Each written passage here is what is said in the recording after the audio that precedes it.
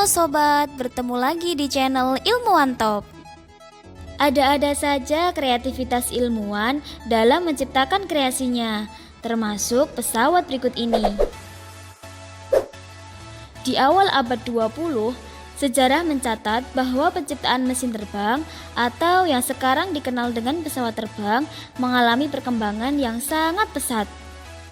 Mulai dari diciptakannya benda-benda terbang, mesin terbang tanpa awak, hingga mesin terbang yang akhirnya menjadi pesawat militer dalam perang waktu itu. Tapi, tahukah kalian kalau ternyata ada sebuah pesawat aneh dan tidak biasa yang pernah diciptakan oleh ilmuwan kala itu? Ya, itu adalah Caproni CA-60 Transaereo atau juga dikenal dengan Noviplano. Sebuah pesawat aneh yang tidak seperti pesawat pada umumnya.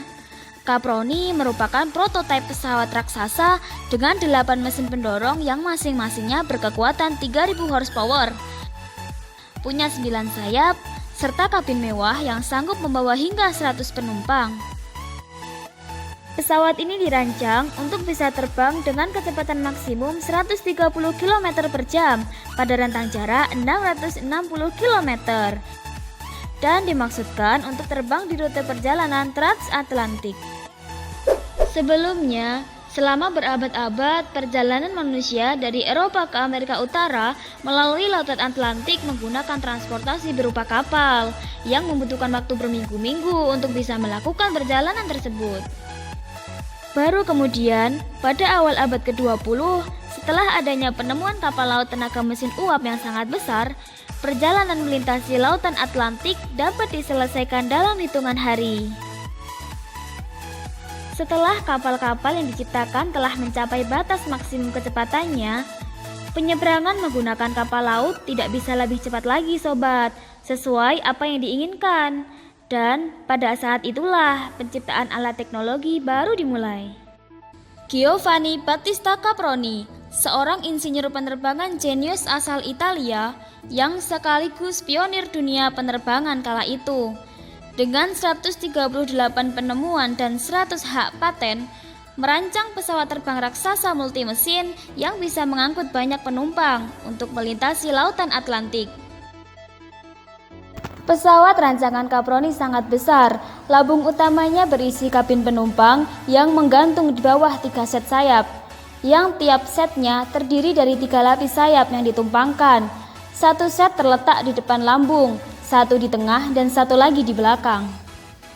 Masing-masing sayap mempunyai lebar 30 meter dan total luas sayap adalah 750 meter persegi. Pesawat ini memiliki panjang 23,5 dari bagian bawah lambung hingga bagian atas sayap. Memiliki tinggi 9 meter dan berat pesawat ini adalah 14 ton. Setelah jadi, prototipe pesawat Transaero melakukan uji terbang pertamanya pada Februari 1921 di Danau Maggiore, Italia. Dalam uji coba perdananya ini, pesawat Transaero sukses mengudara meski hanya sebentar. Transaero dapat melaju hingga kecepatan 80 km per jam dan lepas landas secara singkat untuk pertama kalinya. Selama penerbangan singkat tersebut, pesawat ini terbukti stabil dan dapat bermanuver dengan bagus dan ada kecenderungan untuk mendaki lebih tinggi.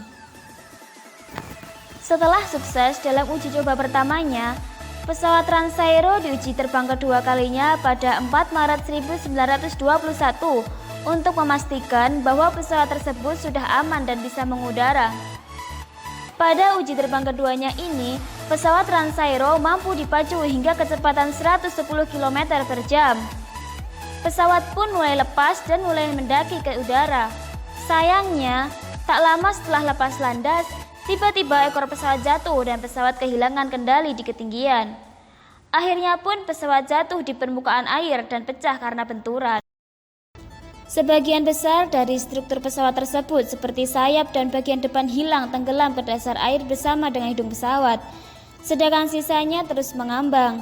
Tapi untungnya, pilot selamat dari kecelakaan itu. Walaupun Caproni berniat untuk membangun Noviplano kembali, tetapi proyek pembuatan pesawat ini akhirnya dibatalkan karena biaya pembuatan pesawat yang terlalu besar. Setelah itu, proyek Transaero pun akhirnya ditinggalkan. Tidak mengherankan Novi Plano tidak pernah lepas landas lagi. Transaero adalah pesawat yang dirancang untuk melakukan penerbangan transatlantik, sesuatu yang masih mustahil dilakukan di era 1900-an, di mana pada akhirnya teknologi tersebut ternyata baru bisa diwujudkan 20 tahun setelahnya, tepatnya pada tahun 1939. Meski pesawat model seperti itu secara visioner sudah dirancang jauh-jauh hari oleh Caproni, tapi ternyata tidak sedikit yang mencibir kalau pesawat rancangannya tersebut merupakan model pesawat paling jelek yang pernah dibuat. Akan tetapi dalam banyak hal, ide Caproni juga dianggap banyak orang sangat maju, karena prototipe pesawat buatannya ini telah membuka jalan bagi rancangan pesawat bermesin turbofan setelahnya.